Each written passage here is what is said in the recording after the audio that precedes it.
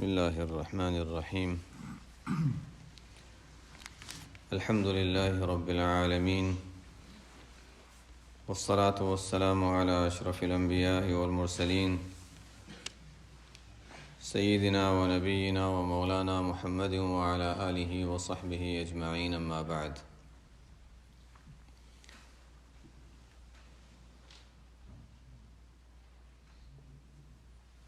کل بات چل رہی تھی رات کے جو اعمال ہیں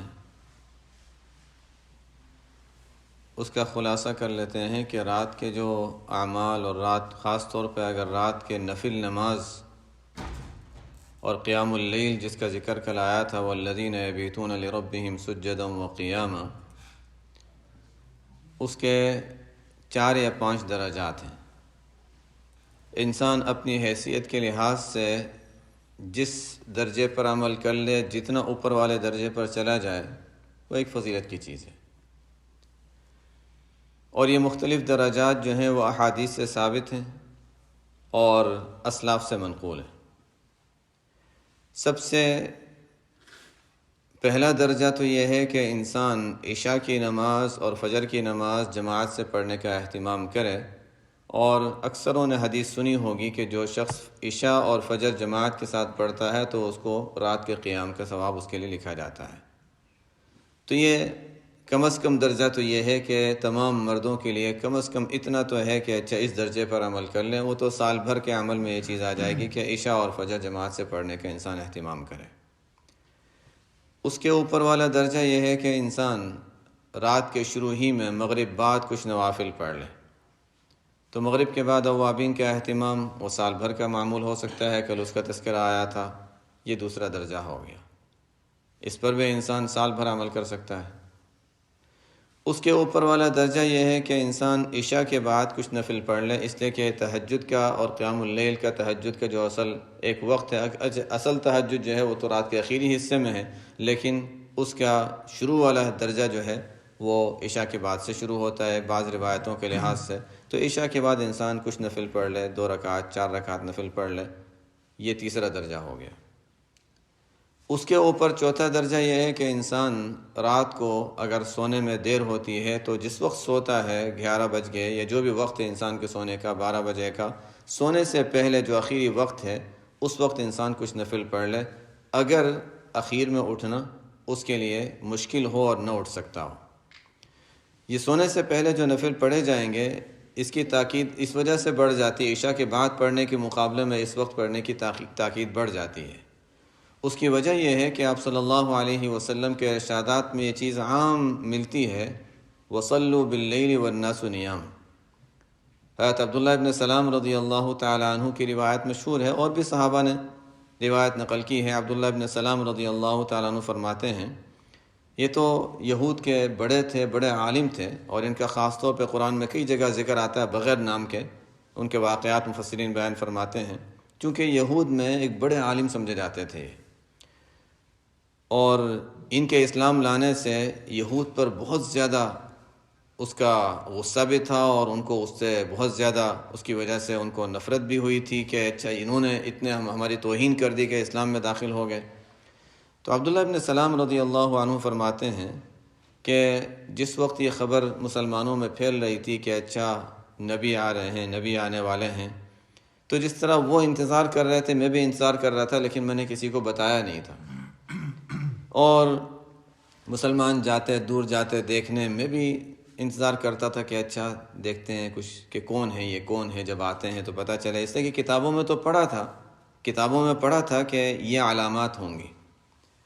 تو فرماتے ہیں کہ جب آپ صلی اللہ علیہ وسلم پر میری پہلی نظر پڑی تو فرماتے ہیں میرا پہلا تأثر دیکھ کر یہ تھا کہ ان وجہہ لیس بوجہ کذاب، اس شخص کا چہرہ یہ کسی جھوٹے آدمی کا چہرہ نہیں ہو سکتا ہے، یہ بالکل سچا آدمی ہے، چہرہ ہی بتا رہا ہے۔ اور فرماتے ہیں کہ پہلی بات جو میں نے آپ صلی اللہ علیہ وسلم کو فرماتے ہوئے سنی، جو پہلی بات سنی تھی وہ کیا تھی؟ یا ایھا الناس افشوا السلام، سلام پھیلاؤ، سلامتی، السلام علیکم۔ سلام جب انسان دعا دے گا دوسروں کو تو ظاہر ہے کہ تکلیف کہاں پہنچائے گا، اس لیے کہ یہ لوگ اہل لسان تھے، سمجھتے تھے کہ سلام کے معنی کیا ہے۔ کہ جب وہ کسی کو کہہ رہے ہیں کہ تم ہر تکلیف سے محفوظ اور سالم رہو، میں تو تکلیف پہنچا نہیں سکتا جب میں تمہیں دعا دے رہا ہوں کہ تمہیں کوئی تکلیف نہ پہنچے۔ یہ کیسے ہو سکتا ہے کہ اچھا ہم خود تکلیف پہنچائیں اور دوسرے کو دعا دے رہے ہیں تمہیں کوئی تکلیف نہ پہنچے؟ تو افش السلام، سلام پھیلاؤ، اطعم الطعام، کھانا کھلاؤ، غربا کو کھلانے کا اہتمام کرو، لوگوں کی خیر خواہی کرو۔ افش السلام، اطعم الطعام، وصل الارحام، صلہ رحمی کرو، رشتہ داروں میں تعلقات اچھے ہونے چاہیے۔ وصل الارحام، وصلوا باللیل والناس نیام، رات کے وقت نماز پڑھو جب لوگ سو رہے ہوں۔ یہ جب لوگوں کی غفلت کا وقت ہے اس وقت نزول رحمت کا وقت ہوتا ہے۔ یہ عام شریعت میں دوسری جگہوں پر بھی ہمیں یہ بات نظر آتی ہے۔ وصلوا باللیل والناس نیام تدخلوا الجنۃ بسلام، جنت میں داخل ہو جاؤ گے سلامتی کے ساتھ۔ یہ چند اعمال آپ صلی اللہ علیہ وسلم نے شروع میں بتائے تھے۔ اسی وجہ سے جب انسان بازار جاتا ہے، وہاں جا کر انسان جب کوئی دعا پڑھتا ہے تو اس کی اہمیت بہت زیادہ بڑھ جاتی ہے بنسبت اس کے کہ انسان اور کسی جگہ پڑھے۔ جنہوں نے دعا پڑھی ہے احادیث میں جس کا ذکر ملتا ہے، بہت زیادہ فضیلت اس کی بیان کی گئی ہے۔ وہ دعا ہے جب انسان بازار جاتا ہے، لا الہ الا اللہ وحدہ لا شریک لہ لہ الملک ولہ الحمد یحیی ویمیت وہو حی لا یموت بیدہ الخیر وہو علی کل شیء قدیر۔ آسان دعا ہے، لیکن بس یہ کہ انسان اس وقت بھول جاتا ہے۔ یہ چونکہ فضیلت بہت زیادہ ہے اور غفلت کا موقع ہے، فضیلت اسی لیے ہے کہ انسان اس وقت غافل ہو جاتا ہے، بھول جاتا ہے۔ لیکن انسان جائے تو پہلے سے نیت کر کے جائے کہ نہیں مجھے جانا ہے، تو اچھا جو کام ہے، جو لسٹ ہے، اس میں لسٹ میں پہلا کام یہ ہونا چاہیے کہ یہ ہے کہ مجھے یہ فضیلت حاصل کرنی ہے۔ لسٹ میں پہلا کام، انسان جب لسٹ بنائے تو لسٹ میں پہلی چیزیں لکھ لے کہ اچھا مجھے وہاں جا کر پہلا کام یہ ہے کہ مجھے یہ فضیلت حاصل کرنی ہے، اس کے بعد پھر جو چیزیں خریدنی ہے وہ خریدنے کے نمبر بعد میں آئے گا۔ تو یہ انسان اس طرح یاد بھی ہو جائے گا اور یاد بھی رہے گا انشاءاللہ۔ بہرحال یہ عبداللہ ابن سلام رضی اللہ عنہ فرماتے ہیں کہ پہلی روایت جو میں نے آپ صلی اللہ علیہ وسلم سے سنی تھی وہ یہ تھی، اس کے بعد مجھے یقین بڑھتا چلا گیا، آپ صلی اللہ علیہ وسلم کے بارے میں علامات دیکھ لی، اسلام میں داخل ہو گیا۔ خیر یہ تو ان کا واقعہ تھا، اصل مقصد اس میں یہ بتانا تھا کہ آپ صلی اللہ علیہ وسلم کا یہ فرمانا وصلوا باللیل والناس نیام، نماز اس وقت رات میں پڑھو جب لوگ سو رہے ہوں۔ اس وقت نزول رحمت کا خاص طور پہ موقع ہوتا ہے کہ لوگ غفلت میں ہیں اور اس وقت یہ نماز پڑھ رہے ہیں۔ یہ عام روایتوں میں اور بھی اس کا ذکر ملتا ہے۔ عبداللہ ابن رواحہ رضی اللہ تعالی عنہ کے اشعار جو آپ صلی اللہ علیہ وسلم کی مدح میں وہ بیان فرماتے تھے، بخاری شریف کی روایت ہے، وفینا رسول اللہ یتلو کتابہ، یاد ہے، اذا انشق معروف من الفجر ساطع ارانا الہدى بعد العمى فقلوبنا به موقنات ان ما قال واقع یبیت یجافی بطنہ عن فراشہ، یبیت یجافی بطنہ عن فراشہ اذا استثقلت بالمشرکین المضاجع، کہ آپ صلی اللہ علیہ وسلم نے ہمیں ہدایت کا راستہ دکھایا۔ صبح صبح جب طلوع فجر کا وقت ہوتا ہے اس وقت یہ قرآن کی تلاوت کر رہے ہوتے ہیں، اور یبیت یجافی بطنہ عن فراشہ، رات اس حال میں گزارتے ہیں کہ ان کا پہلو بستر سے جدا رہتا ہے۔ کب؟ اذا استثقلت بالمشرکین المضاجع، جب مشرکین اور جو غیر مسلم ہیں وہ تو بستروں پر میٹھی نیند سو رہے ہوتے ہیں، اس وقت یہ اللہ کے سامنے گڑ گڑا رہے ہوتے ہیں۔ قرآن میں بھی تتجافى جنوبهم، رات میں پڑھنے کی جو صورتیں ہیں اس میں تتجافى جنوبهم عن المضاجع، رات کے وقت ان کے پہلو جو ہیں، ان کے جسم جو ہیں بستروں سے الگ رہتے ہیں۔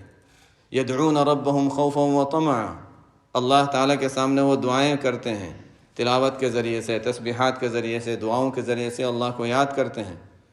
تتجافى جنوبهم عن المضاجع يدعون ربهم خوفا وطمعا ومما رزقناهم ينفقون، جو ہم نے دیا اس میں سے خرچ بھی کرتے ہیں۔ تو فلا تعلم نفس ما اخفي لهم من قرة اعین، کسی کو پتہ نہیں اللہ تعالیٰ نے ایسے لوگوں کے لیے کون سی راحت کی چیزیں اللہ تعالیٰ نے تیار کر رکھی ہیں۔ فلا تعلم نفس ما اخفي لهم من قرة اعین جزاء بما كانوا يعملون۔ تو یہ رات کی عبادت کو بڑی اہمیت دی گئی ہے۔ آپ صلی اللہ علیہ وسلم کی اور بلکہ ہم تمام اسلاف کے حالات میں اگر دیکھیں، آپ صلی اللہ علیہ وسلم نے تو بہت تاکید فرما دی اس کی۔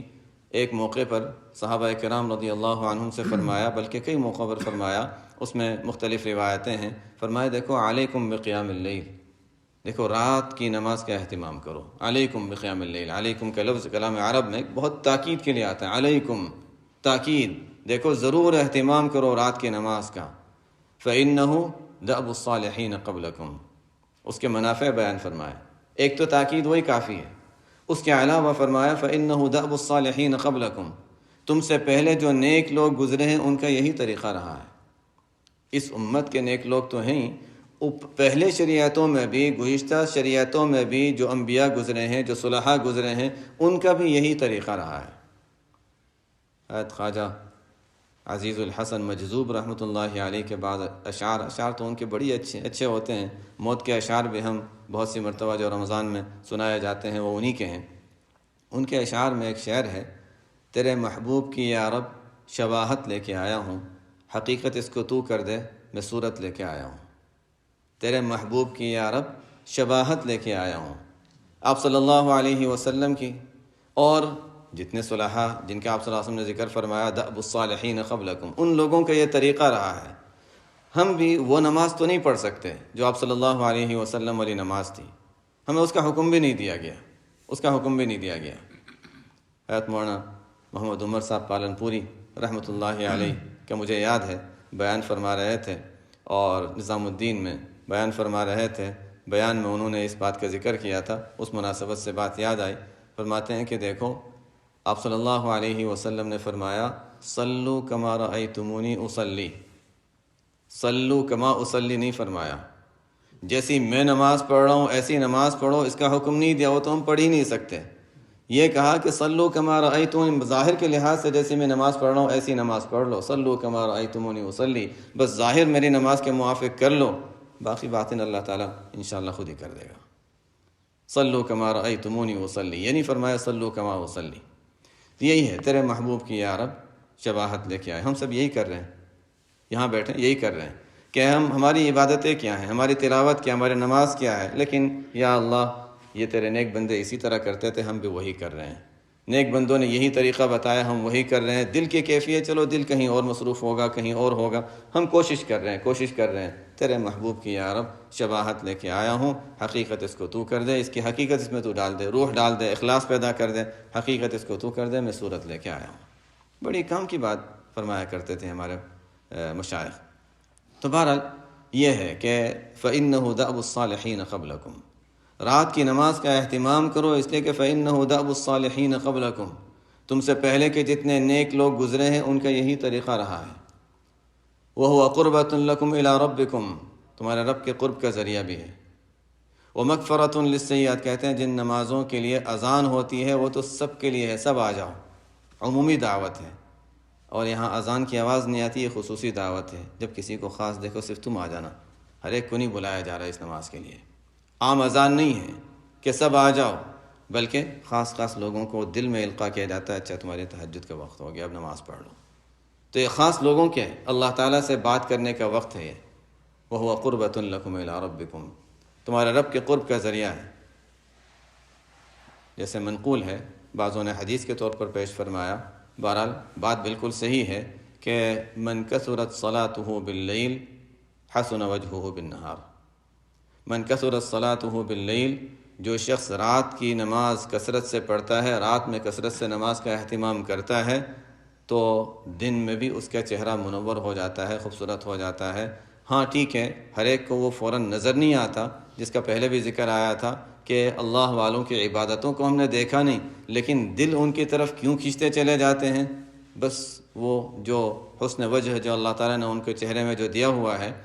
ہاں انسان ہمارے جیسے لوگ تو کبھی اس طرح کی ظاہر سے بھی دھوکہ کھا لیتے ہیں، لیکن حقیقتاً جب یہ اللہ تعالیٰ کی طرف سے کسی میں جب اللہ تعالیٰ کی طرف سے کوئی خاص ان کے اندر من جانب اللہ کوئی خاص رحم نورانیت ڈال دی جاتی ہے تو اس کی بات ہی الگ ہوتی ہے۔ من کثرت صلاته باللیل، رات کی نماز ہیں یا کوئی ان کی عبادتیں ہیں جو اللہ تعالیٰ کو پسند آ گئیں تو حسن وجهه بالنہار۔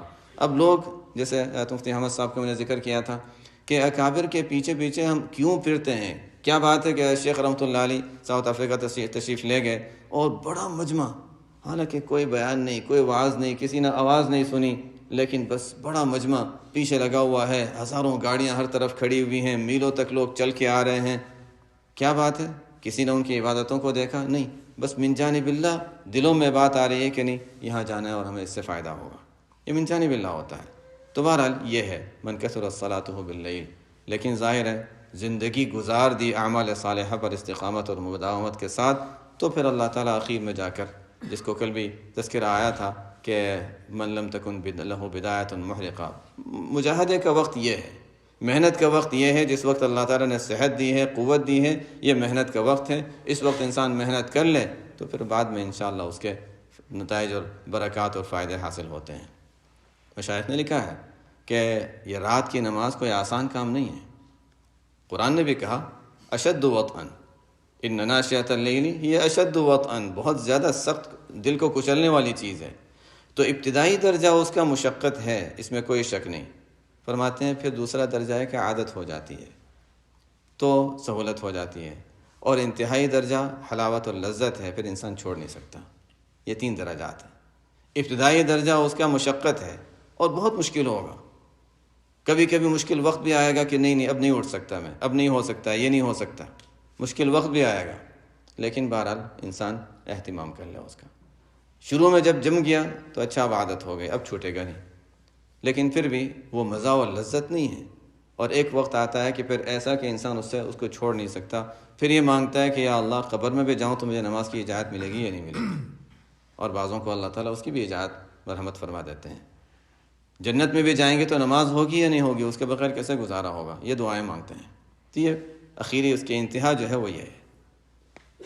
ہمارے پہلے بھی میں نے بتایا تھا، ہمارے چچا مرحوم حافظ عبدالستار رحمۃ اللہ علیہ، قرآن سے ان کو بہت تعلق تھا، عام بھی روزانہ کا ان کا جو معمول تلاوت کا تھا بہت زیادہ، یعنی پابند تھے معمولات میں، یعنی تلاوت کے لحاظ سے بہت زیادہ۔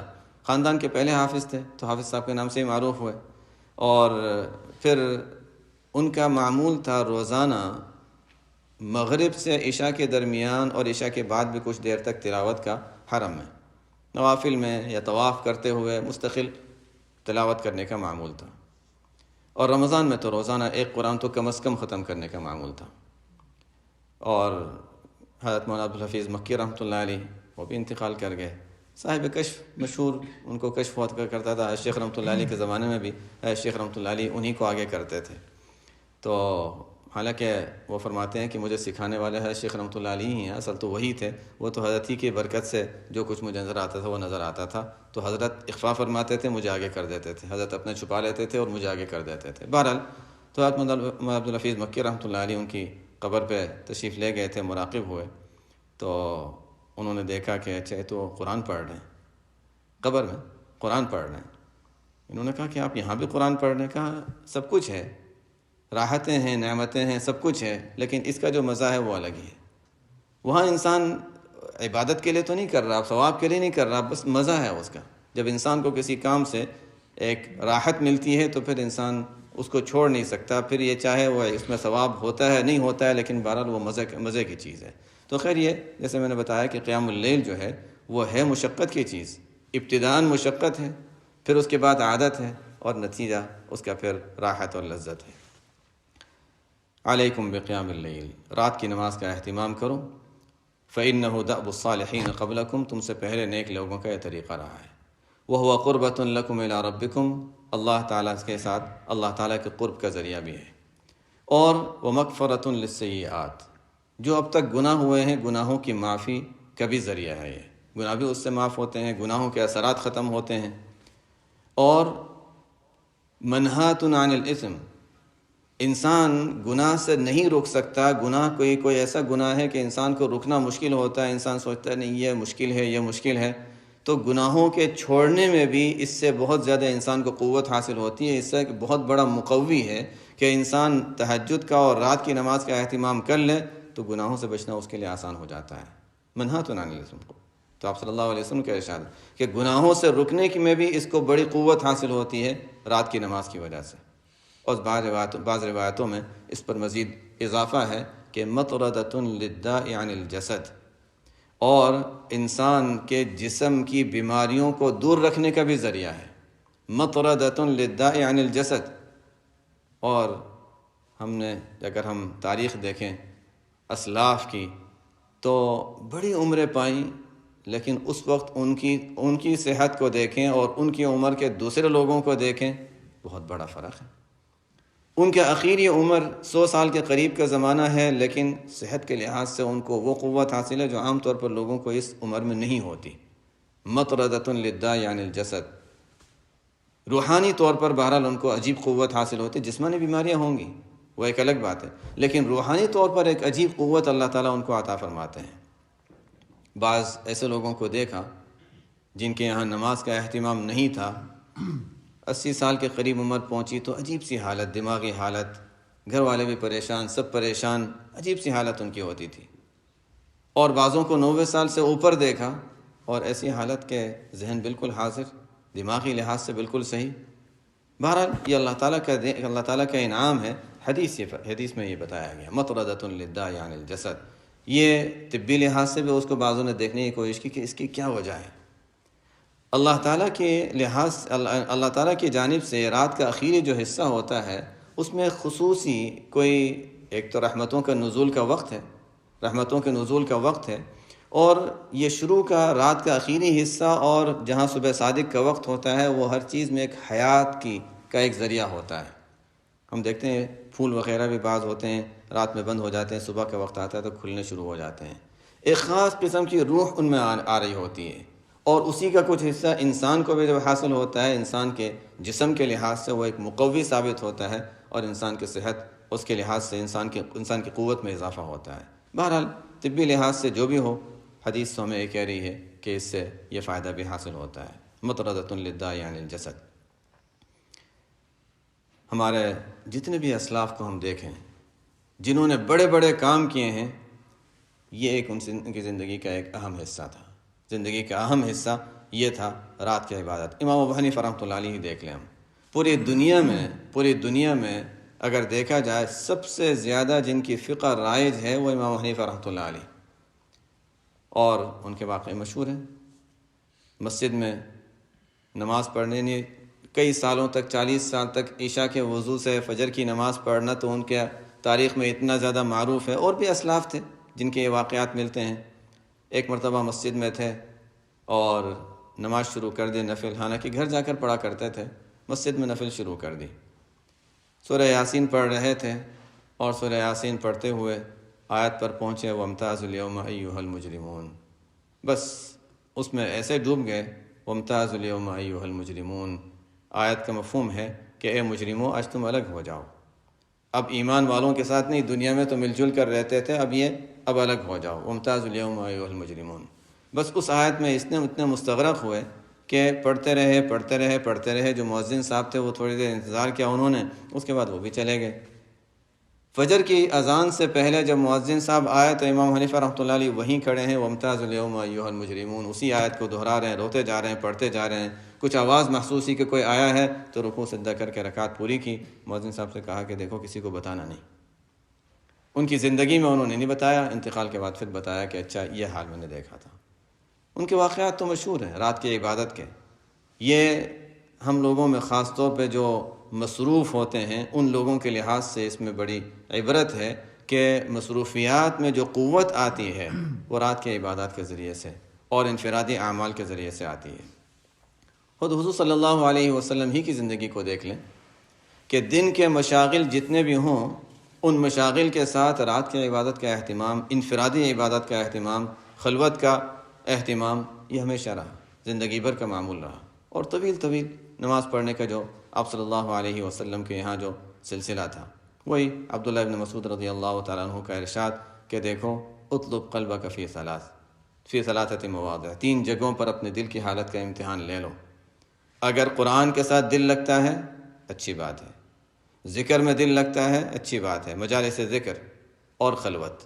اگر ان چیزوں میں دل نہیں لگتا تو ہمیں اپنے دل کے علاج کی ضرورت ہے کہ کیوں ان چیزوں میں دل نہیں لگ رہا ہے، کوئی بیماری ہے کہ جس کی وجہ سے ان چیزوں سے انسان دور رہتا ہے، اور جب انسان کو ان چیزوں سے تعلق ہو جاتا ہے تو پھر انسان چھوڑ نہیں سکتا۔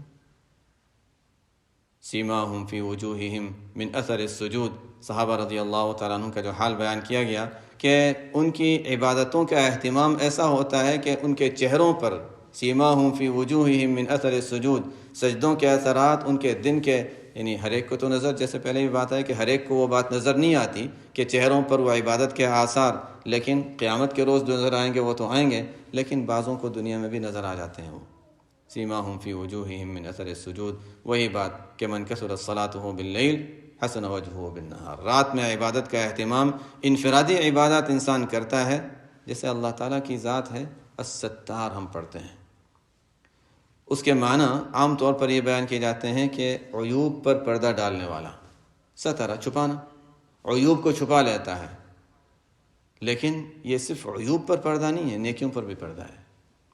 اللہ تعالیٰ نے ہمارے عیوب اور گناہوں کو چھپا رکھا ہے، ہمارے نیکیوں کو بھی چھپا رکھا ہے۔ اب ہر ایک دوسرے کے بارے میں حسن ظن رکھ سکتا ہے، اچھا رات میں یہ بڑی عبادت کر رہا تھا، شاید اس نے بہت زیادہ عبادتیں کی ہوں گی، کسی کو پتہ نہیں کہ ہم سوتے سوتے پوری رات گزار دی ہم نے۔ تو یہ اللہ تعالیٰ نے جس طرح ہمارے عیوب پہ پردہ ڈالا ہے، نیکیوں پہ پردہ ڈالا ہوا ہے۔ لوگ حسن ظن رکھیں، اللہ تعالیٰ لوگوں کے دلوں میں حسن ظن اللہ تعالیٰ ڈال دیتے ہیں، لیکن خود انسان کی عبادتوں کا اہتمام بس ویسے ہی ہوتا ہے۔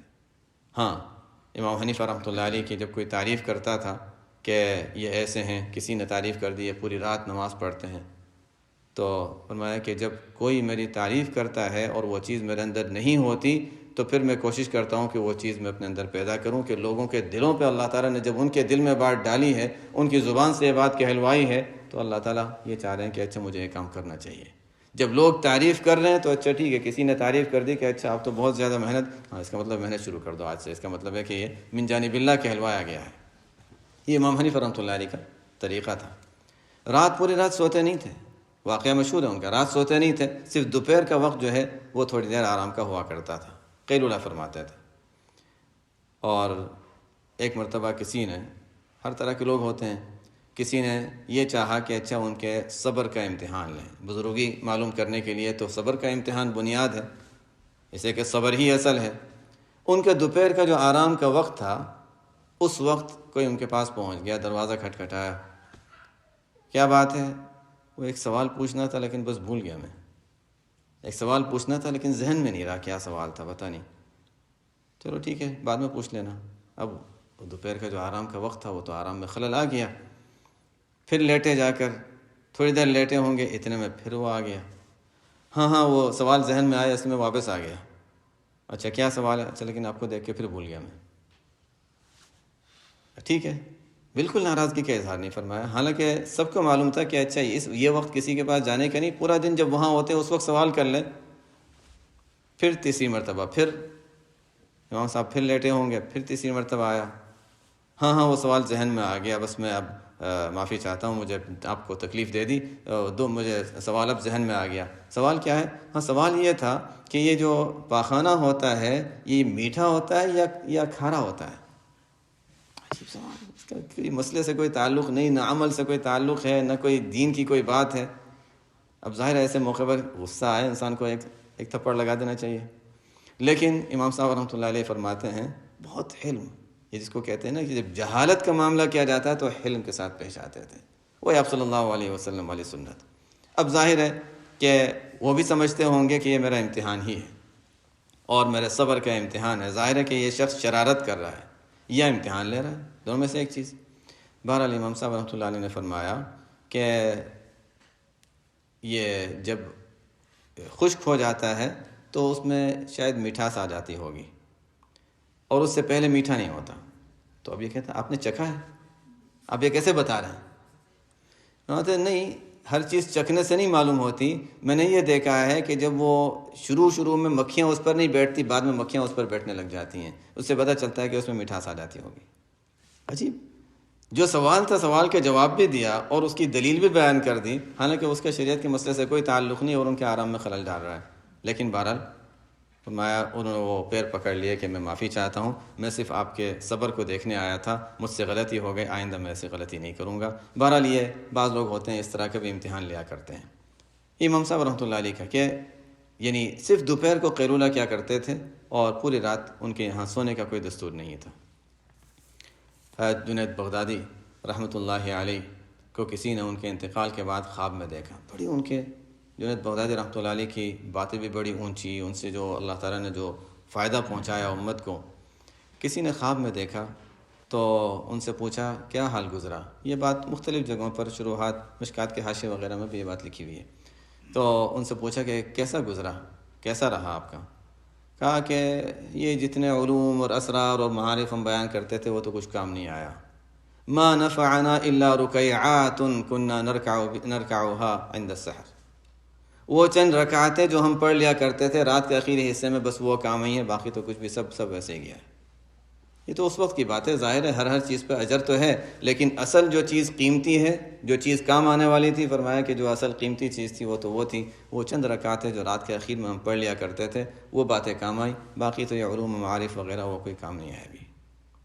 یہ جانے والے جو ہمیں سبق سکھاتے ہیں، جنہوں نے بہت کچھ کیا اور بہت کچھ فائدہ پہنچایا، فرماتے ہیں کام کی چیز تو وہ تھی. سب سے زیادہ طاقتور چیز جو نفع والی چیز تھی وہ یہ تھی.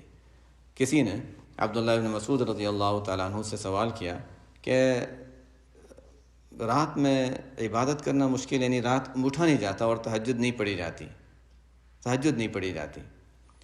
تو عبداللہ ابن مسعود رضی اللہ تعالیٰ عنہ نے فرمایا کہ تمہارے گناہوں کی وجہ سے شاید تمہیں روک دیا جاتا ہے. اور یہ بات صحیح ہے. یہ صرف امام حضرت عبداللہ ابن مسعود رضی اللہ عنہ نہیں، بلکہ اور بھی اسلاف سے، حضرت حسن رحمۃ اللہ علیہ وغیرہ مختلف حضرات سے جب یہ سوال کیا جاتا، فرماتے ہیں اپنے اعمال پر نظر کرو. اعمال میں کوئی نقص ضرور ہوگا جس کی وجہ سے یہ عبادت سے محرومی ہو رہی ہے. اس لیے کہ جیسے میں نے بتایا تھا کہ یہ خاص اللہ والوں کی عبادت ہے. ہر ایک کو یہ چیز میسر نہیں ہوتی، تو جن کو میسر ہوتی ہے وہ خاص لوگ ہی ہوں گے جن کو اللہ تعالیٰ، اس لیے کہ اذان نہیں ہے، وہ تو دل میں القاء ہوگا کہ اچھا تمہیں نماز پڑھنی ہے، اور وہ نماز کا اہتمام کرے گا. شروع میں مشقت بھی ہوگی، لیکن بہرحال یہ ان لوگوں کی نماز ہے جو خاص بندے ہوتے ہیں. جب گناہ ہو گیا تو خاص ہونے سے نکل گئے، اب توفیق نہیں ہوگی. تو بہرحال اس کے مختلف اسباب ہوتے ہیں. ایک سبب اس کا گناہ بھی ہے، اور ان میں ایک سبب جو بیان کیا جاتا ہے وہ انسان کے کھانے میں کوئی ایسی چیز جو مشتبہ ہو، یا کھانا انسان نے کبھی غلط کھا لیا، کوئی حرام چیز غلطی سے بھی کھا لی، چاہے گناہ نہیں ملا لیکن اس کا اثر اپنی جگہ ہوتا ہے. سہل رضی اللہ تعالیٰ عنہ کا مقولہ مشہور ہے، فرماتے ہیں کہ من اکل الحرام، جو شخص حرام کھا لیتا ہے، غلطی سے ہی چاہے کھایا ہو، من اکل الحرام، جو شخص حرام کھا لیتا ہے، تو عصت جوارحہ، اس کے اعضاء سے گناہ صادر ہو جاتے ہیں. شاء ام ابا، چاہے وہ چاہے یا نہ چاہے، علم او لم یعلم، جانتا ہو یا نہ جانتا ہو.